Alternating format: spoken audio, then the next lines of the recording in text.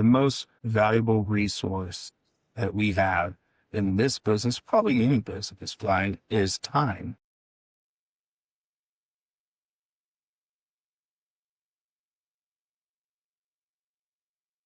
Hello, everyone, and welcome to The Modern Builder.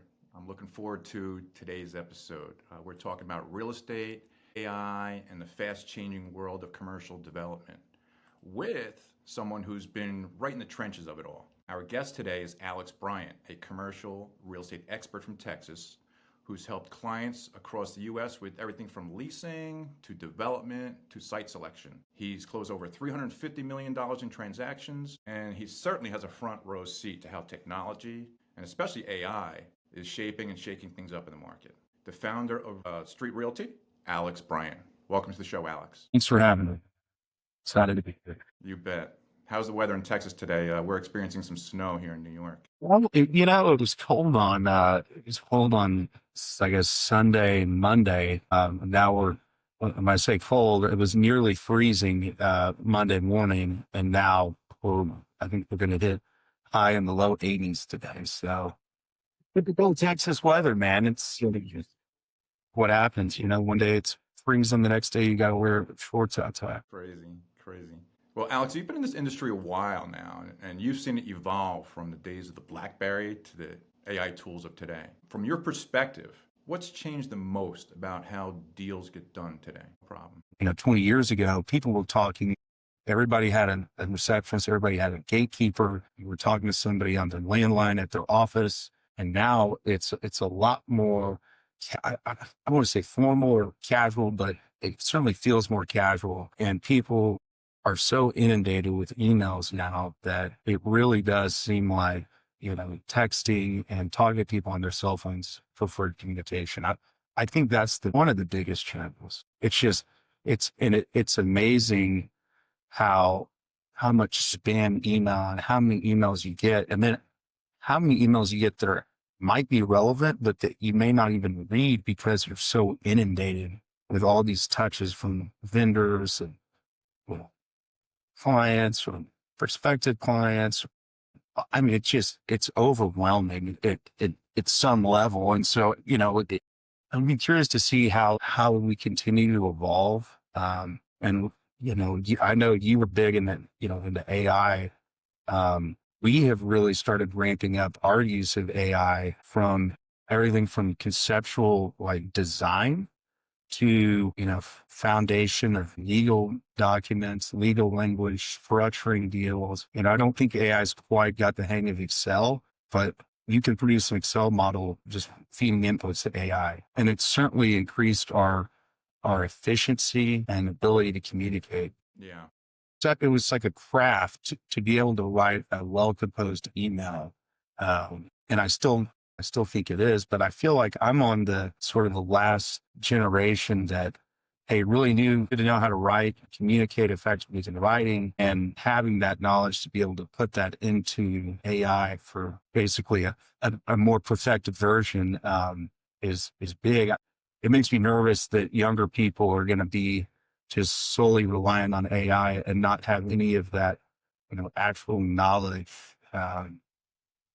Know what to put into something. Right. How are they going to know if that sounds correct or if it is correct, right? If they're just, oh, well, I could just plug it in AI or just Google it. It makes me nervous that there's going to be a big sort of loss of institutional knowledge. When it comes to everything from leasing, selection, development, full real estate process, right? Because AI has so much data, right, that it pulls from. I mean, we were looking at, anecdotally, we were looking at how do we structure our comp plans to grow Street Realty. He used AI to do that, and it said, here's how Hines does it, here's how CA Ventures does it, and then it spits out all this information, but why did they get to that decision, right? Why is their structure that way? And if you don't really understand some of the metrics of how development companies work, how are you going to know what's the best fit for you? And, I mean, the technology is super cool. It certainly streamlines a lot of things. But it makes me somewhat nervous because of just the lack of the foundation and the knowledge and the experience to really understand what it's telling you. So Is Heinz and CAV competitors of yours? Are they the same? they're not, but they're aspirational, right? I mean, Trammell Pro, Heinz. I mean, our struggle is when Brian and I started the company, we were two guys. We had a property manager, a bookkeeper, and then basically, hey, and then now we've got, 20 people. We've got construction guys. We've got, two superintendents and VP of construction. We've got a full brokerage team. We've got a controller. We've got a staff accountant. We've got two property managers. We've got R&M techs. And then we've got all these things. And so, yes, we are a full service integrated real estate company. And how do we go from being basically a deal shop with a couple of dudes, doing deals to creating more enterprise value and scaling the company? And so finding the mix between, hey, the deal shop model and scalability. I mean, that's taken up a lot of our time recently. Got it. And you mentioned earlier with me that your team even uses AI to create renderings instead of hiring architects. That sounds fascinating. How has that worked out for you? Well, so I will tell you, in terms of, a true architectural rendering, we haven't gone that far. We certainly haven't used it to replace, a great designer. But if, say, for instance, we have a lease space and we want a prospective tenant to get a sense and feel of the place and what it could be for them, we can say, hey, AI, give me a storefront utilizing these colors and some of these graphics, and within seconds it'll pop up something that we can quickly then turn back to a prospective customer, as opposed to the, hey, Mr. Architect, here's what we're thinking, sketch something up, send it back to us. And, it gets the idea, the concept, and the prospective customer things much more quickly. And also saves us money too, right? And it's good looking stuff, right? I mean, it's not perfect, right? It's like, why is that tree out of place? But to get the idea and the point across quickly, there's no doubt that there's value there. And I was talking to an architect, a buddy of mine has a very successful, probably the most successful architect I know. They do primarily K through 12 education. He said the software and the AI software technology and the design space is there now, where they can literally produce a set of construction drawings in one day. Whereas in the past, you're looking at, 4 to 6 months to get a full set of CDs. They haven't implemented that yet. But I think in the very near future, we're going to see that. And so what does that do to the entire development process, right? I mean, you look at a project, hey, we found a site, hey, we've got a use, we've got a concept. Now we've got to go get renderings done. I mean, there may be some entitlement pieces, right? We may have to get the property rezoned or whatever. That can take many, many months, right? And the old saying about the time kills all deals is very true. And so if you're able to produce drawings in a much more compressed time, I mean, how huge is that for our business, right? Huge. I mean, we've had projects where, especially during the COVID time, where we thought we had a great project, and then basically the whole world stops, and we put projects on hold. Things change. Investors During send. COVID? You mean during COVID? I mean, you had a project. You had a guy that committed to, an LP committed to, I think it was $500,000 or $600,000 investment, and it came time to fund capital because of COVID. He showed up with $15,000, right? And now if you had some event, and I don't know if COVID ever happens again, but if you had some event where you had a feasibility period, put on hold for whatever reason, but you can avoid that hold period because you have the drawings and all of the entitlement stuff figured out in, say, 60 days as opposed to, 180 days. And the likelihood of that guy tracing back on that commitment goes way down. It's fascinating. And then what does that do to the workforce of a design firm, right? I mean, I still think they're going to need the creatives. They're going to need the guys that can do a full sketch. I come up with a concept and with talent, right? Right. But are they going to need all of all the draftsmen and entry level type people to do the document production when they have AI? I mean, it seems like if anything, a lot of people aren't going to have jobs, or at least jobs in the same capacity that they do today. Right.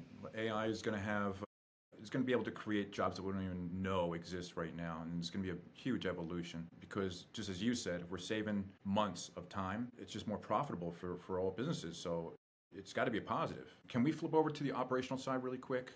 The part that most people never see. I mean, you've got the leases, tenants, sites, and onboarding new clients. Out of all that, where does it usually bottleneck for you? The two kind of implements, I would say, in the negotiation, not just use the lease as an example. There's always a disconnect or an education process for a prospective customer on the market and then economic terms, especially if it's not a national user or somebody that's well versed in real estate. And so, even I'll go so far as an established, accounting firm or a law firm that maybe their specialty is real estate, right? There's always an education on the true incentive package that you're proposing and why this may be a better deal than say a deal on the street that's a couple bucks a bit cheaper. So two main points: one, the education of terms you're proposing, right, and then sort of the back and forth. So a lot of it's arbitrary, right, but there's still business. It's not like buying and selling the house, which is, feelings and emotion. There's still some economic realities, but the education on those realities and to less sophisticated users is a bottleneck. And then the transfer of once the lease is signed to, say, the property management team, the construction and onboarding and executing the finish out.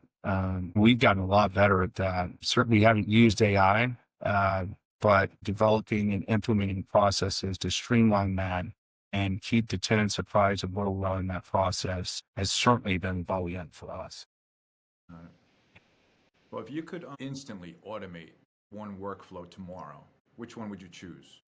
You know, I think it would be very difficult to automate the interaction with the customer on the front end, right? Somebody comes out and tours your building, they love it, it's nice new shiny object, and some of that requires game holding. I don't know if you could ever eliminate that bottleneck, right? I mean, just sometimes it's a lot of back and forth, it's a lot of hand holding, it's a lot of relationship building. A lot of it is just people want to feel like you care about them and they want to trust you, right? And so I don't know if you can automate that. It's a human experience. Now, in terms of the mechanics of turnover or from the day the lease is signed until the day the tenant moves in, boy, it would be great if you could automate that in some way, shape, or form. And what that looks like, every deal's different, but if you could streamline that process from, okay, we've got the lease signed, we've got the security deposit, first month's rent, and then if we're managing the construction or we're providing a TI where we could, quickly execute that plan, would be huge. And a huge value to our customers, right? Sure. If you've gotten, I'll give you an example. We built a business park recently, a lot of small users, a lot of custom finish outs on a lot of these spaces. If you're doing 20 finish outs, which I think we at one point were in either combination of move-ins and finish outs because we had some spec suites, there's no way that we can effectively manage that process where somebody doesn't feel like, and maybe we feel like we're effectively managing it, but one of those customers is going to feel slighted or, hey, well, I didn't know this was happening. I didn't know you guys were about done with my space. And so being able to really, automate, even if maybe it's the communication or really just the execution, because inevitably what happens is you get a lease signed, and especially if it's a custom finish out, went to Shell's place. You got to get construction drawings done. You got to get the tenant to sign off on the drawings.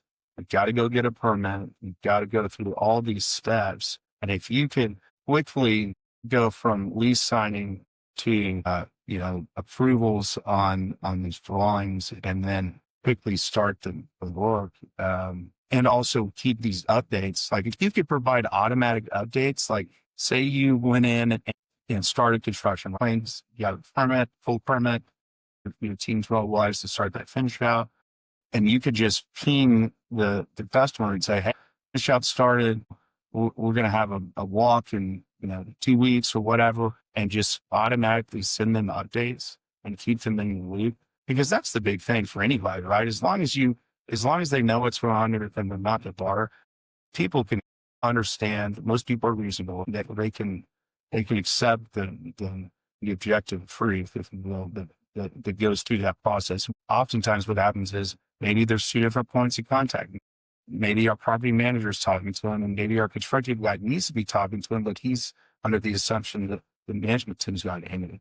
If we could automate that and that communication and that flow of communication, there's no doubt we could improve that.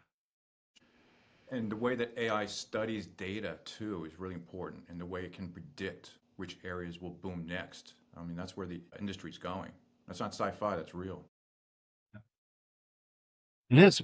It looks at the past. I mean, even when I'm prompting it to do something, right? It's learning me, right? And how I communicate and what I'm looking for. It knows that Ryan's my partner. Like I'm talking to it about structures or whatever. Yeah, I think we're going to see like every brokerage turn into a data company with like a real estate arm to it, as opposed to the other way around. Can we talk about visibility for a second here? You've got these great projects, business parks, medical office, student housing. How do you get the word out? A lot of it's just boots on the ground, right? We just capitalize the medical office project. We've got a leasing team going out to the competitive set in the market, going to users in the market, and really just door to door, handing out flyers, making people aware of the project. We do press releases, but a lot of it is old school business to business marketing, and then on the You even said something about using Facebook Marketplace for leasing, right? That sounds genius for small tenants. yeah, it's been huge. We've had a ton of leads from Facebook Marketplace. I don't know if that works in the medical space, but certainly on the incubator, flex type stuff, it's been huge for generating leads. And that's a very small commitment of time relative to the payback on a team. And it's a very small investment of time for the payback we've seen on that. But on some of the other stuff, office, medical office, larger industrial, it's traditional, put it on CoStar, put it on LoopNet, send out blast to the brokers, and then, physically going to users and educating them. Do you feel that your projects get the online visibility they deserve? I mean, we could spend a whole podcast and not thoughts on CoStar, but no, you're limited. In some of our bigger projects, we've built websites for them. I don't know if we've ever really got a lot of value out of that, but no, I mean, CoStar is really the vehicle to either through just CoStar in the brokerage community, but if you want to advertise to users that don't have access to CoStar, you're buying, a premium listing, a subscription from CoStar to get it on LoopNet, and the visibility is limited. It didn't used to be that way. It used to be you could list something, and then I don't know when this changed, but if you listed something on CoStar, it was immediately put on LoopNet, and then they changed that where it was a premium subscription service to get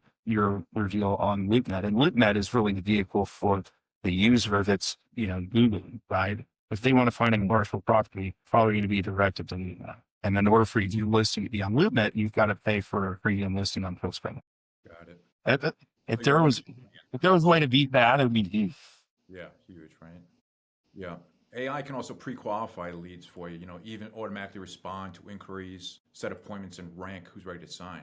Would that be something you'd use if it if it existed? If if that existed, we would be subscribers to. There's so much time wasted on prospective users that aren't truly viable. And brokers, right, wrong, or indifferent, or notoriously optimistic. Everybody that tours is a deal, right? And if you could pre-qualify that, even on if we're looking at third-party assignments, right, not just trying to use our product, qualifying prospective clients, right? That'd be huge. One of the things that's interesting is the brokerage business has historically been the leading edge of the entire real estate business and subsects of the real estate business, where it's IT service companies, whoever it is, the brokers are usually the first guys to know about it. And so by the time anything is truly known about somebody that's in the market, well, they're already represented, right? And if there was a way that you could use AI to get in front of people that truly were qualified, and get appointments set with those people to give you value prop. That's It's like the universal business model, right? Save me time and make me money. right. Yeah. And again, but it's a relationship business. But you could, big part of that relationship is getting the right guy on the phone and getting an appointment set. Look ahead a little bit. Okay. I What do you think separates the firms that will thrive in this new AI-driven market from those that get left behind? think if you're not actively engaged with the technology that's out there in the test, yeah, the way that, and again, I go back to the point about how prospect and set up meetings and the way people communicate 15, 20 years ago compared to today. Just look at the shift in that and the evolution of that. Every element of the real estate business, if you're not using AI and you're not figuring out how to harness that capability, you're going to be left behind. And it's weird. The older generation, right? That's always the old guys have all the knowledge. Right? The old guys are the best guys, right? And that's true. Can't replace I experience. feel like they're always the last adopters on tech too. And so that's going to be a separator, right? You may have a guy, and this is the disconnect that I was talking about. You may have a guy that's brand new in the business, but maybe he's a wizard at tech. And so he's got all this stuff, all these appointments set up. He's figured out how to maximize AI to get, to basically put, rocket fuel on the trajectory of his career. But does he really have the knowledge to execute at the end of the day? And can AI truly give him that knowledge and that experience? Maybe, but certainly there's an accelerant, right? If you're real creative and honest and tech. And if people aren't doing that, then everybody, it's like everybody's coming around on AI. Our construction guy is a little bit younger than I am, but he's kind of old school, and he's still got all his textbooks from A&M on construction science. And I said, Dustin, you've got to start checking out this AI. And now he's on board. Now he's diving into AI. So there's no doubt it's going to make a lot of. The adoption's moving so quick. Yeah. My wife is now talking about AI. She's like, "Well, we'll put it in ChatGPT."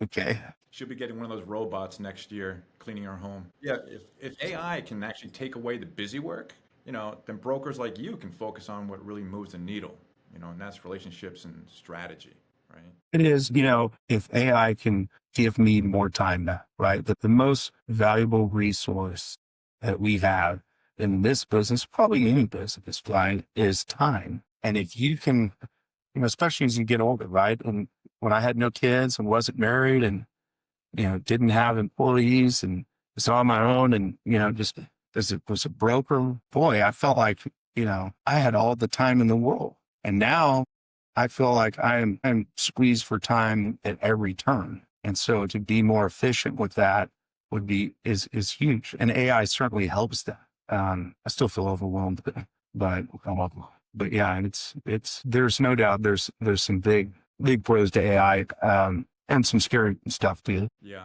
yeah. But technology should be serving people, and it probably will, not replacing them fully. Sure, it's going to replace some, but it should be augmenting all of us. But that was a good note to end on. And Alex, I just want to say that this was great. I think people are going to love hearing from someone who's not just talking theory, but actually doing deals and navigating these challenges every day. If listeners want to connect with you, where can they find you online? They can find us at streetrealty.com.